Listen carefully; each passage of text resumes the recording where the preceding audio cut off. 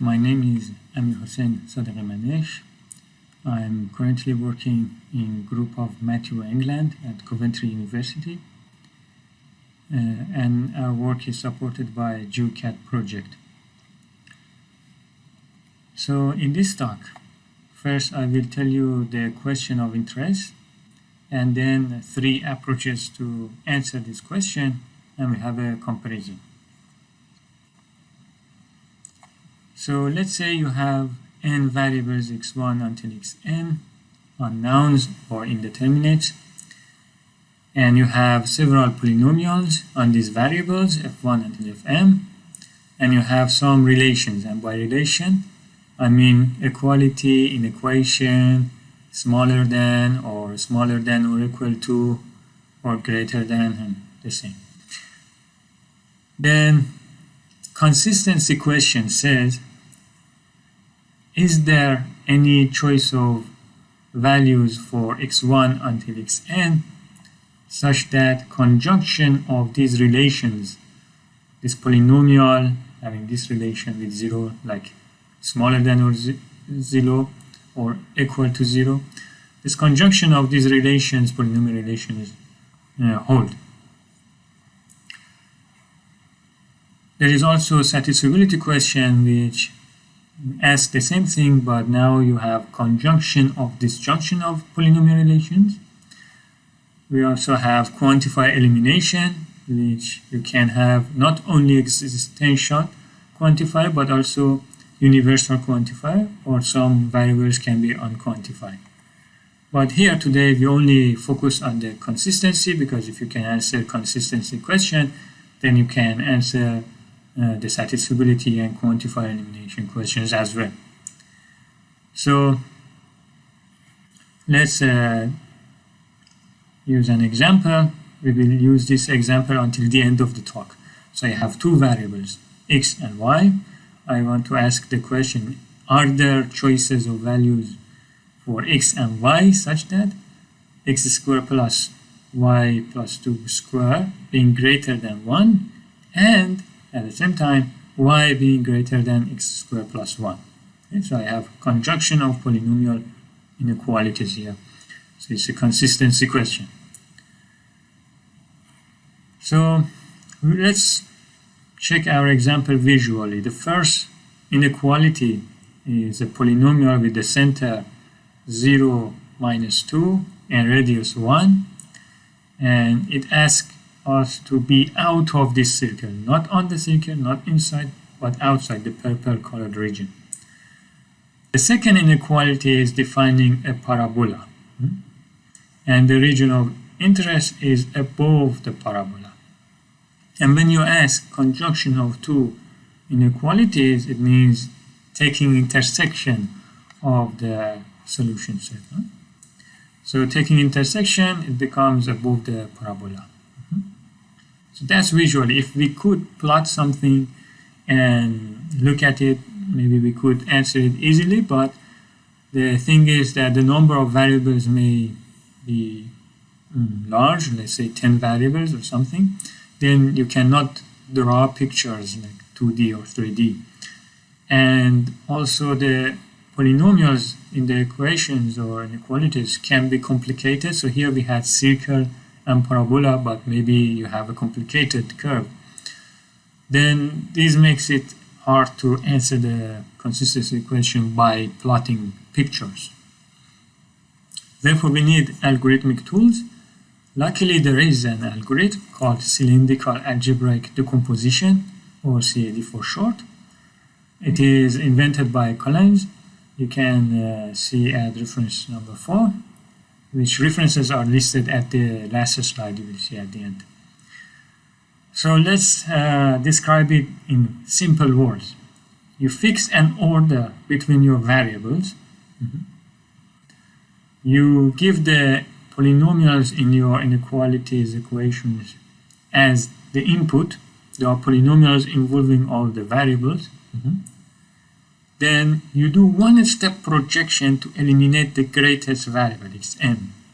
You get some new polynomials involving only x1 until at most xn minus 1. So what is this projection operator? It uses discriminant, resultant, coefficients of the polynomials in the previous step, but we're not going to details of the definitions and things. So let's just get a rough feeling of what is happening. So you do one step projection, you get new set of polynomials in one variable less. You do more step, repeat it more until you get a set of polynomials involving only the smallest variable. So I call these polynomials of projection level 1, the index of the variable that is there. Then the step before that, polynomials of projection is level 2 until level n, okay? So that's how I call them. Then when you arrive to the polynomials only in x1, you use root isolation.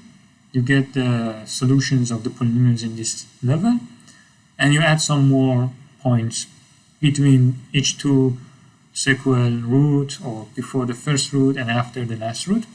You get some points, one-dimensional points in R.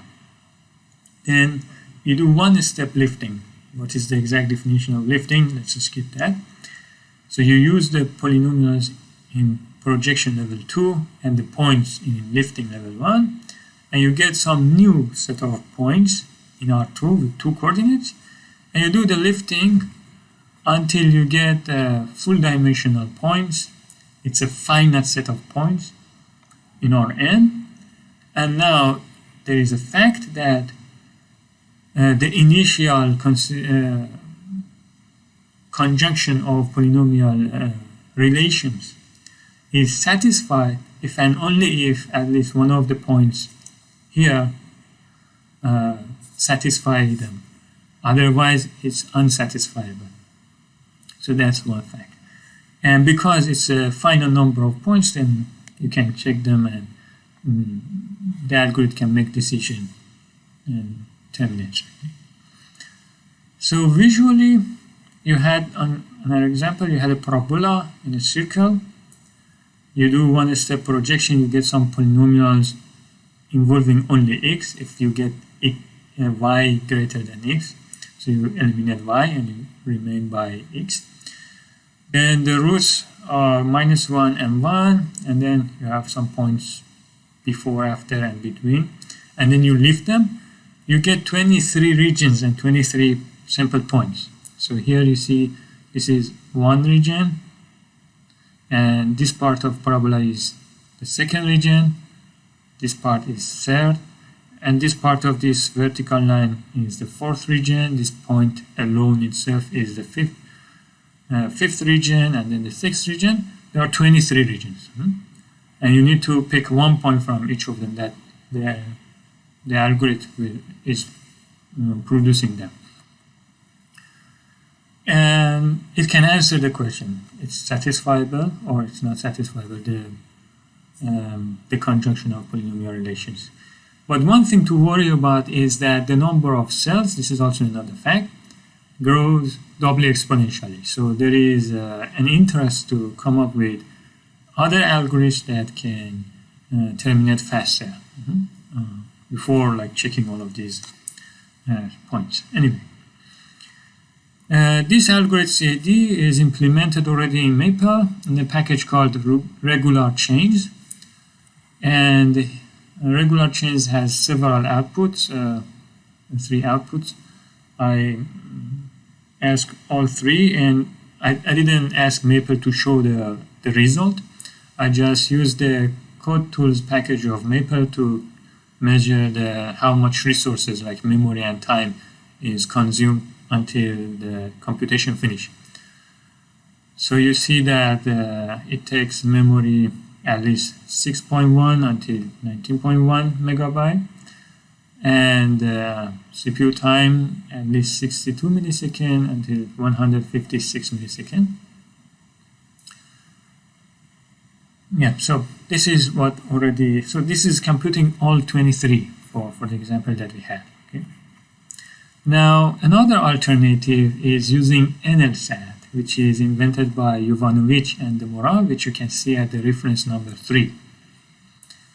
So the idea is, instead of computing the whole CAD and throwing all the points is to try one point, just one random point, and see if it is making the conjunction of the polynomial relations satisfy or not.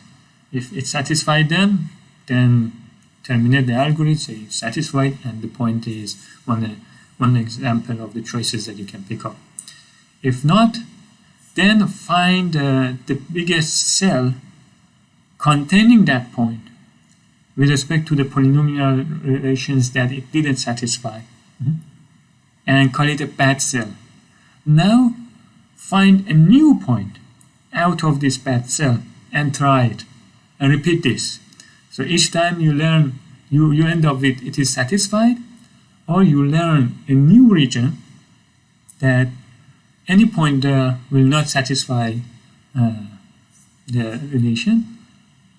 And so you start picking up a new point outside of union of the bad cells until when it is satisfied, or the union of the bad cells cover the whole space, which means the equation is unsatisfiable. Okay?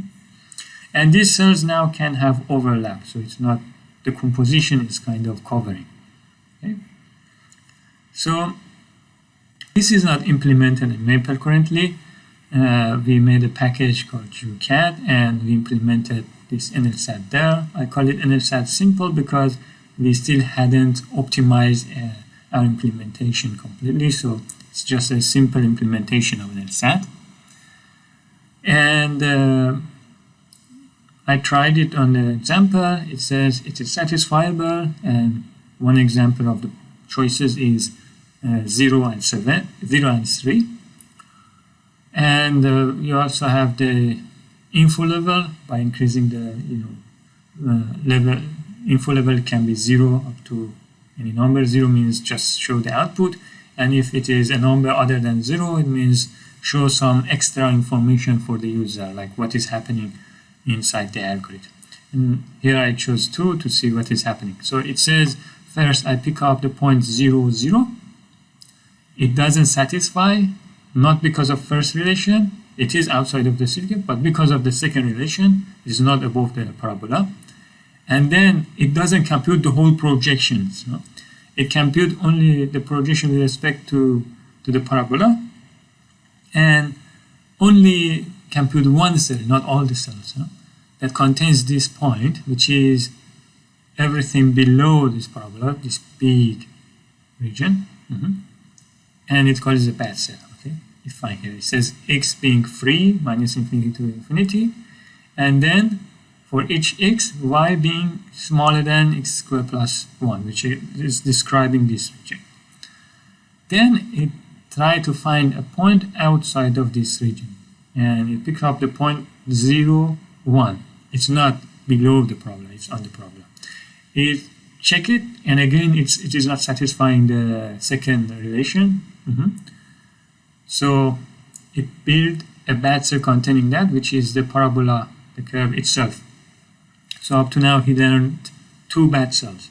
Now he picked up one point outside the union of these 2. He picked up 0 and 3 and test it, and it's satisfied. So stop the algorithm. So it didn't compute the whole projection with respect to both polynomials. It computed projection with respect to only one polynomial in this example. And it didn't check 23 points or compute 23 cells. It computed only 2 cells, and it tested 3 points, and the third point was hitting the region. Okay. Now, comparing the amount of resources that it used 4.4 megabyte memory and CPU time 31 milliseconds. To compare it with the regular chain, it's not fair to compare with this one. So piecewise is a graphical output for human consumption. The other two are better, they are output of data. But still you compare 4.4, 6 point something. So less memory, and also the CPU time 31, but 78 62. So it was like less time and less memory. Now, NLSAT is not the only other alternative. There is an incremental CAD in reference to. An incremental means you can compute CAD with respect to some set of polynomials. Then if you add a new polynomial, it doesn't start computing the CAD from the beginning. It uses everything that computed before and just like modify it and add things to that one to make a CAD for the new set of polynomials. So that means fully incremental.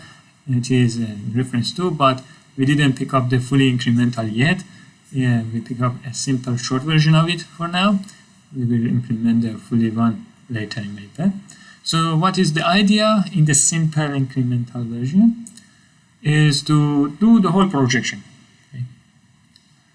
But then not doing the lifting completely. So before doing lifting completely and generating all 23 cells, you may start lifting just a few cells and hit the region of satisfiability and terminating. No? So we pick up only one point and one projection polynomial at a time. Okay, let's see it in an example. So the whole projection, well, in level 2, containing y and x is just the two initial polynomials. You do the projection to get rid of y. You have these three polynomials on x. And here you see the SAT CAD simple, which means implementation of this simple version of incremental CAD. The output is, it is satisfied. The point is 2 and 6. It's a different point than the NLSAT gave us. And you see the user info. So this is the projection, the whole projection. Let's do the partial lifting that we were talking about. That. So it pick up no assignment. It's like nothing. It doesn't assign this empty parenthesis. It means nothing assigned to x and y yet. It checked that one in the initial inequalities. Y, for example, you might have something, well, it's rare to have something like this, but let's say 2 smaller than 1. Then in this stage, if we say that, well, okay, the conjunction of relations is not satisfied. Okay.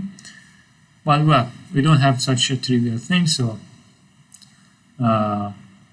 it says, well, the result is not true or false, it's unknown, because when you substitute nothing to x and y, you cannot decide the inequalities are true or not.